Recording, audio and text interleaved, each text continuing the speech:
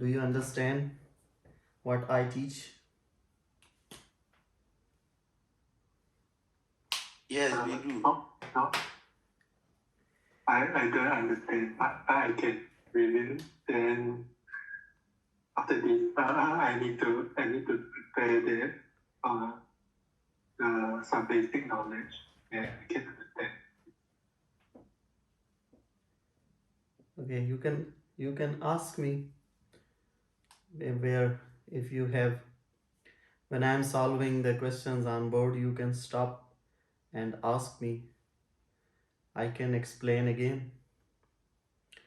But of course, I know there are some students, their major is different and their basic is not so good.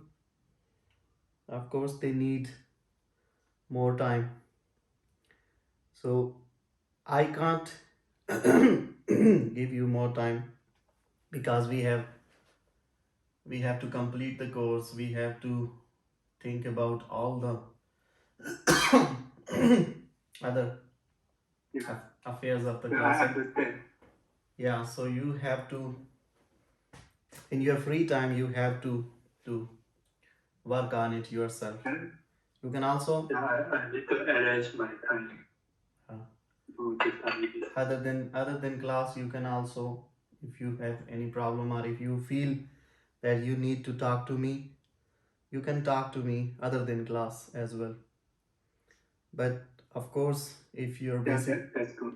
if your basic is not good, then you have to read more and more, practice more and more. You need to work on your basics. So if you, whatever you feel, if you want to talk to me, you can talk to me.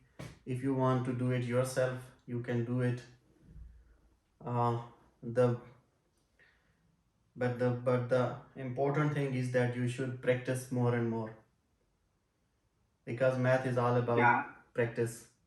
If you don't do practice, if you don't understand what's happening, then you can't do the questions. I do some exercise, but could you help me to mark this exercise? You should, the important thing is that if you do not understand the lectures, the first thing is that try to understand the lectures. Forget about the questions, forget about the homework. First try to practice these pages again and again. Try to read them and try to solve them yourself. It's possible that sometime when you do not solve the thing on paper, you may not understand them. Whether I explain, how much I explain here on board, if you will not solve them on board, if you are not you will not solve them on paper, maybe you will not understand what is the happening there. So the important thing is, if you do not understand, first try to solve all these pages which I have written. Just try to write them again. Just copy them. When you will write them again on separate sheets, many things you will understand during the write up. So just try to write them one time, two time, read them two times. If you read these notes, you don't need to go for other things to understand what's happening here in this portion of mathematics. The important thing is try to practice more and more on these pages. I'll try. And the other bad luck with you people is this, that you guys are online.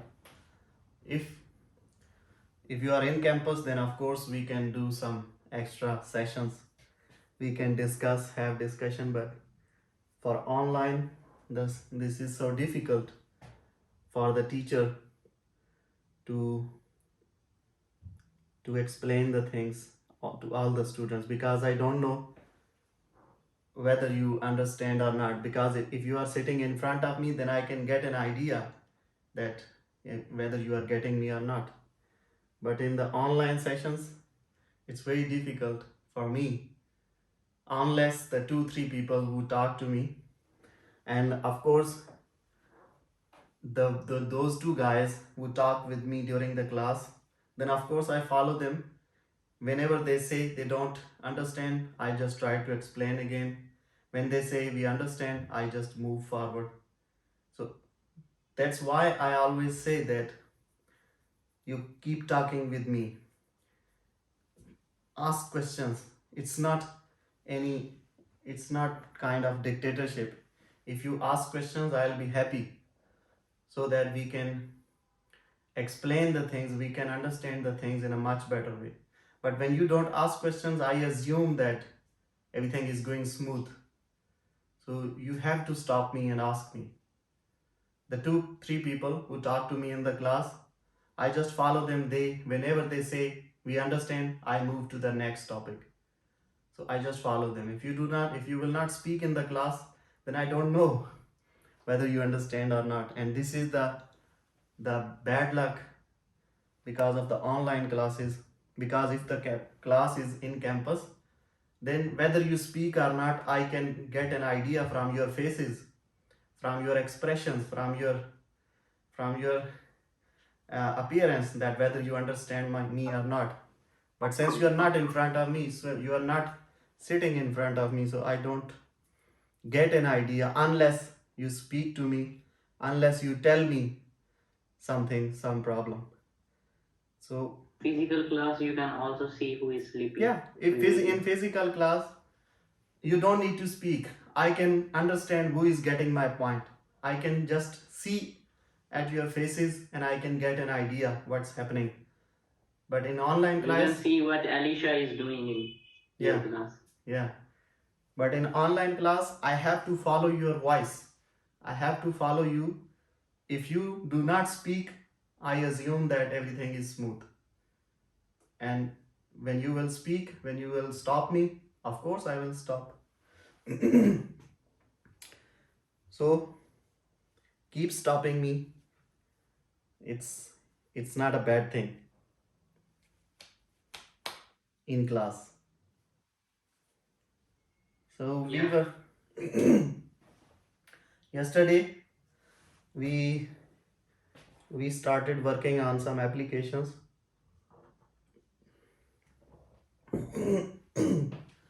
Applications about the rate of change. Now, of course, the rate of change works in every field. You cannot deny the application of rate of change in any kind of field, whether it's the population of a city, whether it is a chemical lab, a kind of chemical reaction and the concentration of the reactants and the product, whether it is biology, medical sciences, whether it is your body, blood flow, there is a rate of change of the blood flow. So the rate of change is appearing in every single element of the universe. Even this marker in my hand,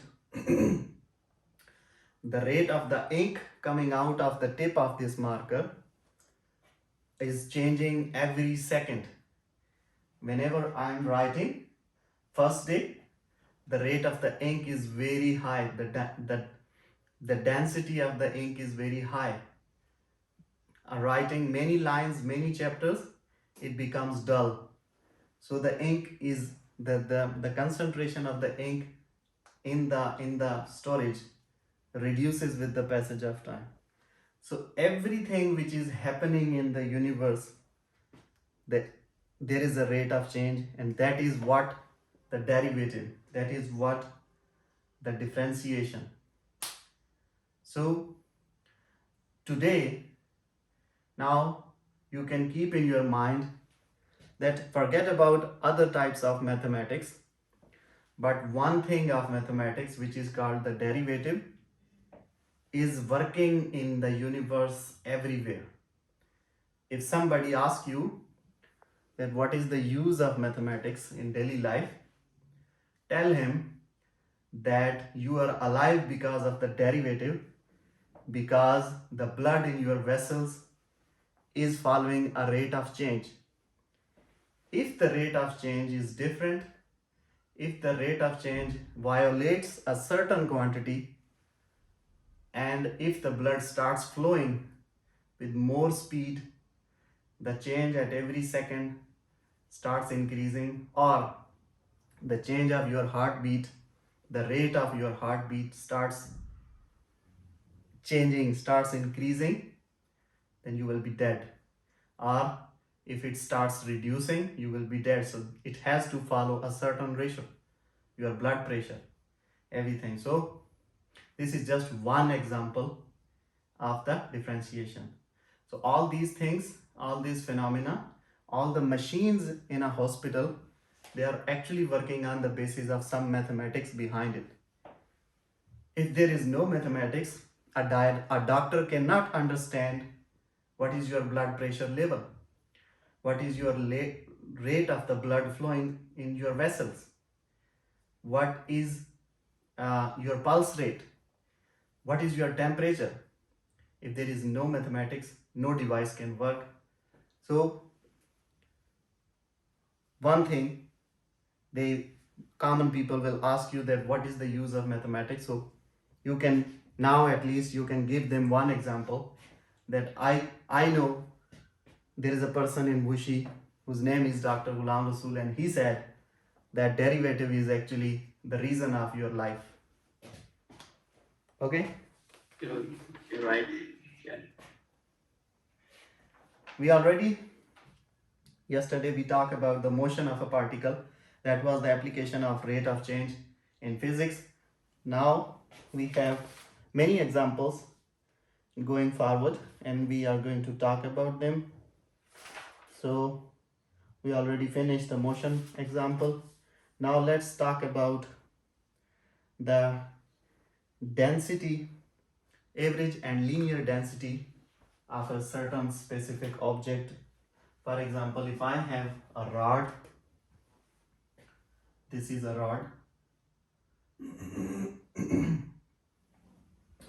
Now I say that suppose this length of the rod is x, and I have information about this length of the rod from this point to this point, but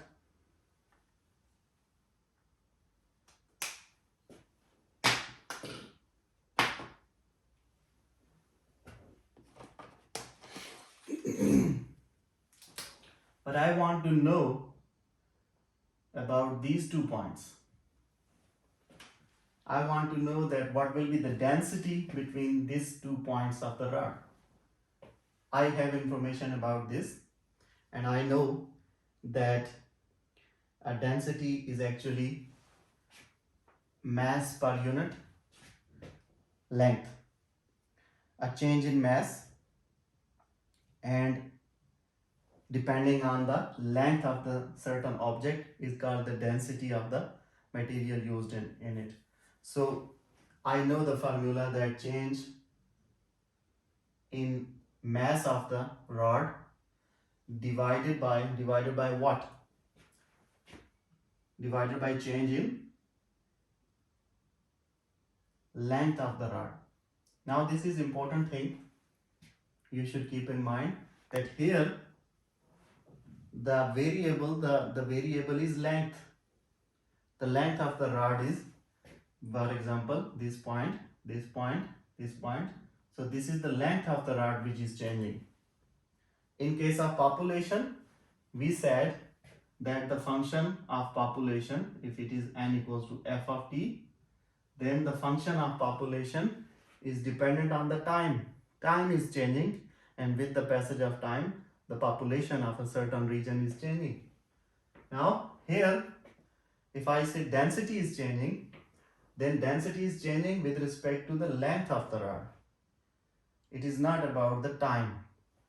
It is about the length of the rod. That's why we say that delta m divided by delta L, this is equal to the density of the rod And this is actually not the rho, this is actually the average density of the rod. Now I yesterday told you that what is the difference between average density and instantaneous or on the spot happening. Average density means I can get the density of different parts of the rod, and then I divide them with the number of intervals 1, 2, 3, 4, 5. Let's suppose I had some 5 values. I add them together and then I divide them with the 5 and I get an answer, and I say this is the average of the change in that happening. This is called the average density, and this is denoted by delta M by delta L. Now if I want to know the spontaneous change in the density at the spot, I want to know that what will be the change in density at this point, x1. Then, now this is a certain point, x1, and I want to know the change in density at this certain point. Then what will I do? I simply apply the limit delta L goes to 0, delta M divided by delta L, and this becomes dm by dl, and this is actually the rho. This symbol is rho, RHO rho, and Density? this is used for density. So this is the symbol of density. Actually, rho has this formula. Now this is the instantaneous density, actually the linear density, which gives me a density at certain points. But if I use this formula, then this is actually the density of different points between this point, and on the average of all these points. So this becomes an average density dependent on the total change in length, means the total change in mass from the point 2 to point 1, and the total change in length, which is from the point L1, L2 to L1, from this point to this point, and I get an average density of the whole rod. But if I want to know the density at a certain point, suppose I want to know the density at the point x1, then I use this formula, and this is coming from the derivative definition when we apply limit on it. For example, let's do an example, and you can see that the difference of the values between average density and linear density. If I have a function f of x, and I'm saying this is the mass of the rod f of x, and this function is given by under the root x, and I'm saying that the x is measured in meters. What is x? X is the length of the rod. This is measured in meters, and the mass is measured in kilograms, and the interval of the length, the total length of the rod is between 1 to 1.2 meter. Now this is the point where I want to know the density. Maybe the rod has, now suppose this rod has this length starting from here, but I actually want to know the density between these 2 points. Now this point is 1 and this is 1.2. X is, I'm saying my x, I'm only interested about this length of the rod, which is between these 2 points. The rod has, actually the rod has this whole length, but I'm not interested in this part. I'm only interested between this part according to the question given to me. The question says, tell me the density, the average density and the linear density of the rod from the length 1 meter to 1.2 meter. Forget about 0 to 1 meter. I don't care. So, for average density, I know the formula. The formula is delta M divided by delta L. What does this mean? what is m? M is the function f of x. Then delta m means the value, what is delta m? Delta m is actually m2 minus m1. If m is f of x, then what does this mean? This means f of x2 minus f of x1, right? The same previous concepts, you already know these things. So this delta x actually means the value of the function at the point x2 minus the value of the function at the point x1. This is the change in the mass, and divided by delta L. What is my delta L? Delta L is actually the change in length. This is the starting point and this is the ending point. So this is my L1 and this is my L2. So it is actually, what is this? I am saying this is x1 and this is x2, the first point and the final point. So I can say x2 minus x1. Now this is the average density of the rod. Now I can plug in the values and check what is the answer. My function is m equals to f of x. So if I want to know f of x2, I simply know this f of x is under the root x given to me, this function. Now if I want to know f of x2, I simply need to put the value x2 in place of x. What is x2? x2 is the final point, 1.2. So this is actually under the root 1.2 f of x2 minus f of x mean in the function put x1. x1 is 1. So in the function when I put x1, it becomes under the root 1, which is 1 minus 1 divided by x2 is 1.2, x1 is 1. If you simplify this, the answer is 0.48. Of course, my unit are kilogram. The upper thing is in kilogram, so the upper unit is kilogram divided by the lower thing is in the meters, so it is kilogram per meter. Now this is one thing. This is the average density. Now let's talk about the linear density. Linear density says that rho is equal to dm by dt, means the derivative of the function m with respect to t, means the d by dt of what? What is m? M is equal to under the root x. So it is actually, when since we are sorry, it was not t, it was x, it was L, it is the length, so it should be x. So what is this? I know how to calculate the derivative of this thing. That is 1 over 2 under the root x.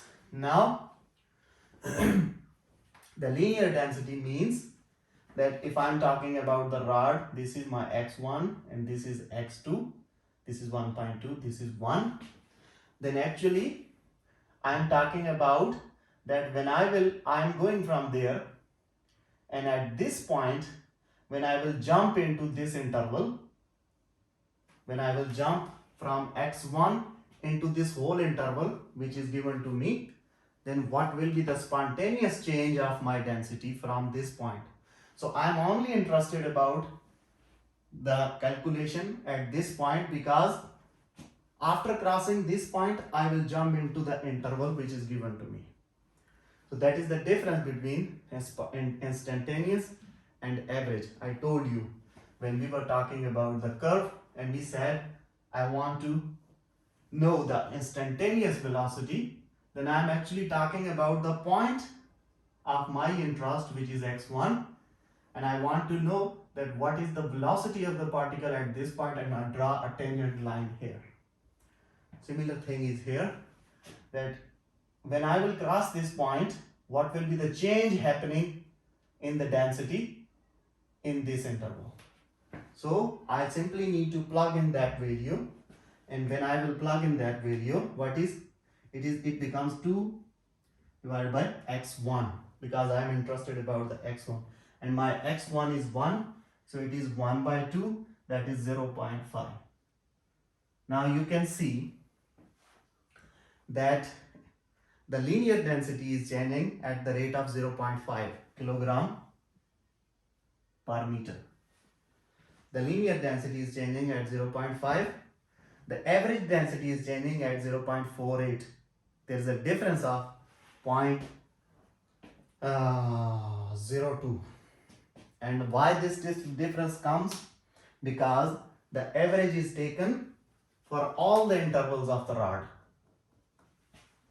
The instantaneous is only talking about that specific point. Average is taken from the whole interval, from this to this.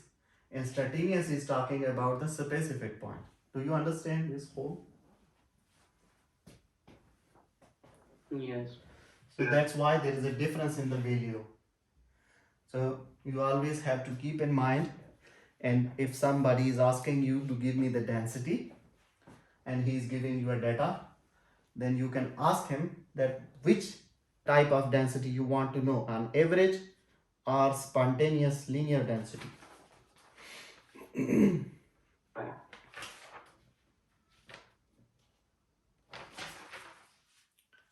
Then another thing in the field of electronics, you all know about the electricity, current, charge, etc.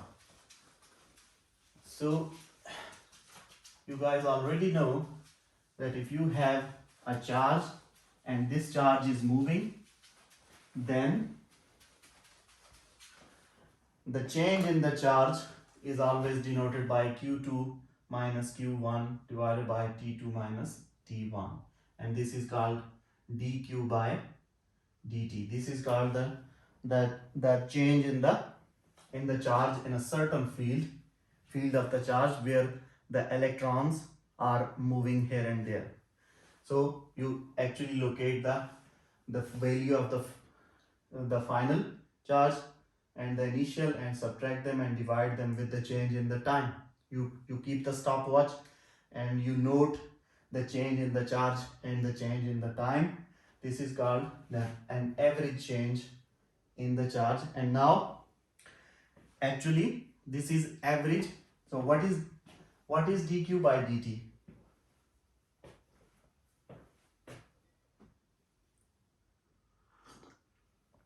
Do you know? What is this thing? Will be that this is the average and Average? No, I want to know. Instantaneous. I want to know what is this thing in your real life.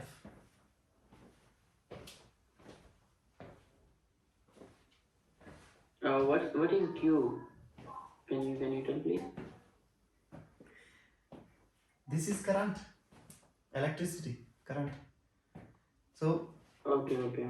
this is average Okay, current. the charge over time. Okay. Yeah, Q is your charge. You know Okay, that. right. Yeah, it's current. So the change in charge with respect to time is actually, but in this form it is Current. average current. Right. And if you want to find the actual current I, which is denoted by I, you know that the current has the symbol I. Yes. Q is the charge, I is the current. These are the symbols.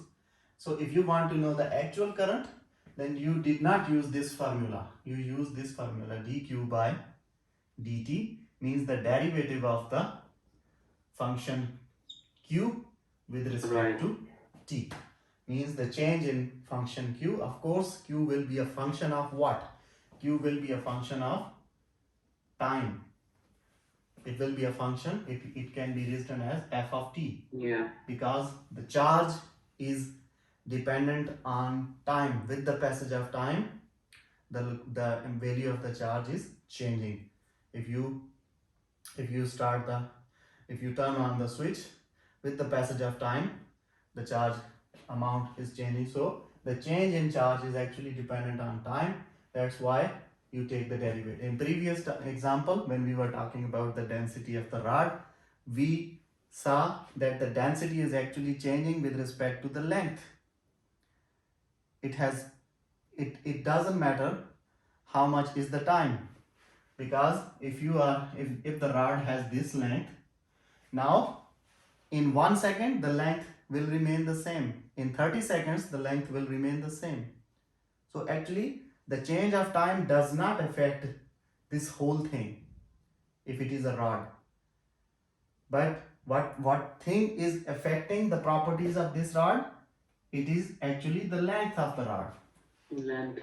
So when the length cuts down or increases, the properties of the rod will increase. And of course, density is one property of the rod. There are many other properties. Mass is a property, density is a property, weight is different property. So all these things, they are actually dependent on the length of the rod. So in every situation, the variable is important, which is actually the culprit, which is the reason of the change. So you have to figure out what is the variable. If you can't figure out the culprit, then you cannot do the justice. Similarly, this is one example. We don't need to go. The same if you have some certain function, just like the density thing, you can find the derivative and plug in the values. The same example and you can follow here. And another application is in chemistry. For example, this is very basic and interesting thing which all of you guys know. Do you know this? Do you know what is this? Yes, I have seen. What is this? Yeah. It's oxygen. Water. What thing is this? It's water. Yeah, water. Water. It's water. So Yeah. it's in chemistry. Water. In chemistry, Yeah. now this is actually, I can say substance A and this is a substance B. And when they react together, actually this is the this is one molecule of oxygen having two atoms, and these are the two molecules of hydrogen. When two molecules of hydrogen react with one molecule of oxygen, they make two molecules of water. Let me say this is C. Yeah. So actually these two are the culprits. They are called the reactants. And this is the product. So now it depends. If the reactants are not these two, then of course the product will not be water. If the reactant is not the H2 and O2, of course the product can never be H2O. It cannot be a water. So for example, in case of sodium chloride, now this is sodium, this is chloride. When they mix up, they make NaCl, which is salt. So I can say this is my A, this is my B, and when they reacted, they gave me C. Same equation. But the reactants were different, their properties were different, and when they reacted, the product is different. Anyways, that is other thing. Now I am interested about the concentration of these reactants. What happens actually when two reactants react with each other, then with the passage of time, the reactants concentration starts decreasing and the final products becomes appearing. Like initially, you can say, initially this quantity is 0 when there is no reaction appearing. Now, after 1 minute, they two react and they use some part of their concentration and they put it in the output box. Now, after 1 second, there is 1 drop of water, but the quantities, the concentration of the reactants is reduced because they used some of their part to produce 1 drop of water. Similarly, in the second, they will again use some of their part to produce another drop of water. So, what is happening? The concentration of this thing is increasing with the passage of time, and the concentration of these two is reducing with the passage of time. Are you getting my point? Yes. Yes. Now, if I am interested to know the change in the concentration of this product, then I know a formula which says that the concentration of the how to write it. The concentration is represented by this symbol, and I'm saying this symbol in the C means the concentration of C. This bracket is actually used in chemistry to represent concentration. So the bracket is coming, whatever the product, if it is written as B, then it means the concentration of B. So wherever that bracket goes, it means the concentration of that thing which is inside. So I'm interested about the concentration of C. What is the change in the concentration of C? So I can write it as the concentration of C at the time T2 minus concentration of C at the time T1 and whole divided by. Now what is the factor which is actually the reason of this change? It is the time. I was talking about the time, that after 1 second the concentration was this 1 drop, after 2 seconds the quantity of water was 2 drops, and so on. So the change in time is the culprit. So this can be the formula which is used in chemistry to calculate the concentration change of the product depending on the concentration of the reactants. So every reactant, they have different properties, and when in a chemical lab somebody is interested to know that how much, actually why they need this change. They need to know this change, that they got, for example, they got an order that you have to make, okay, you have to prepare this water. Now they got an order that you have 1 hour to give us this quantity. Then of course they need a formula if they want to do it efficiently. The one thing is just start working on it, and whatever it is produced, give it to the company. But the other thing is, the good thing is that first they do some calculations on paper, and they get an idea that how much quantity of the reactants I put together, and so that I can get this quantity of what in the product in the certain time, which is 1 hour 60 minutes, whatever it is. So they can get an idea on the paper, and if they have already the picture on paper, then they can use the things efficiently. And of course there are some marginal error happen, that the paperwork may not be happening accurately as when we do it in practically, because on paper we assume ideal situations. We are not seeing any other factor. We are not seeing, for example, if you are trying to produce water. Now if the room temperature is high enough, if it is summer, like for example 50 degrees, then of course some of the water will dry out with the passage of the time. So what is happening? It is happening that some quantity of another thing, some quantity of the water is decreasing. This is the product of production of the water by these quantities, according to my formula. But I ignore the temperature factor. I ignore that I am sitting in a desert and there is a very high temperature. So of course some of the quantity of the water is evaporating. So I cannot get exact amount of the water if I ignore the temperature variation. So these are the things which I am telling, that on paper the things work differently, practically the things are different. But actually on paper we assume that the temperature is very suitable, no water can evaporate, all other factors are ideal, there is no change. We will talk about these things more in the population growth problem coming next. But the interesting thing is that we always assume ideal situations on paper most of the time, and that is why there is always a margin of error in practical and on paper. If you get a quantity of, for example, 2 liter water in a certain time on paper, then it is possible that you get 1.5 liter, because some of the quantity is damaged somehow. It become evapors, or it is damaged by the friction, it is damaged on the surface of the production surface, because some of the quantity invisibly, for example, if you throw some water on a wooden surface, then some of the water is destroyed by the wood.